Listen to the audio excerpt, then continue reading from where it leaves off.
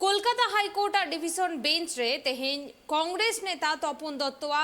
Murder मामला इदी काते सुनानी ताहे काना बाड़ातेना कथा काना जे तपन दत्त दो पयला मे 2011 सहित रे मर्डर हुईलेन ताया और नोआ मामला रे कोर्ट सीबीआई तुमकी दो तोंगे गे दोहरेना कथा इलिया कदा बाड़ातेना कथा काना जे ममता सरकार सिंगल बेंच रेना फैसला रे चुनौती एम लेदाय तपन दत्त मर्डर मामला रे टीएमसी रेन 13 गोटांग आरोपी को ताहेकाना और नोआ इदिकाते ने तो कोर्ट रेना आंदेलेकाते सीबीआई आकवा तुनखी तोंगे गे को दोहवा कदा आ तपन दत्त खून घटन रे सिंगल बेंच रेना जहां राय ताहेकाना उना चैलेंज काते डिविजन बेंच रे को चलावलेन ताहेना राज्य सरकार और एटा सेन सिंगल बेंच आंदेलेकाते सीबीआई तुनखी रेना सीबीआई तुनखी को तोंगे दो होकेदा नेतोरुआ खबर बाबते और हो बढ़ती सहित बन बाड़ाया रोना खातिर इंशाल्लाह ने तो फोन कॉल रे झोपड़ा में नया कोलकाता खन ट्राइब टीवी रिपोर्टर राजीव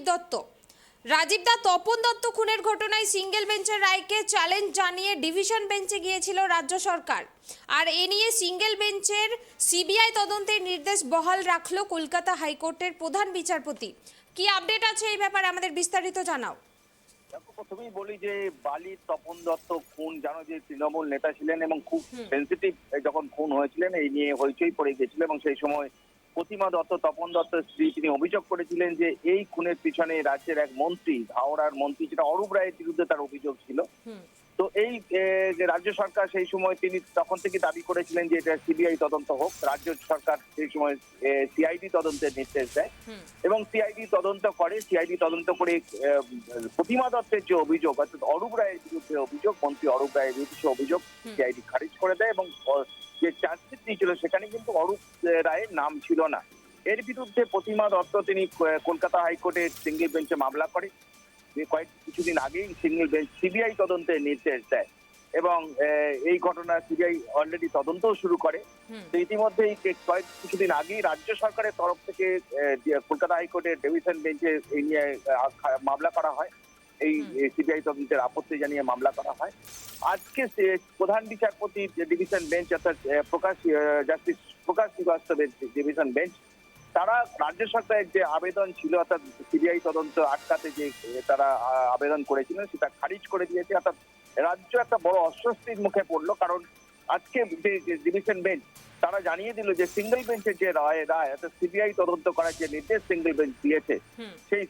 রায়টি তারা বহাল রাখবে। অর্থাৎ তপন দত্ত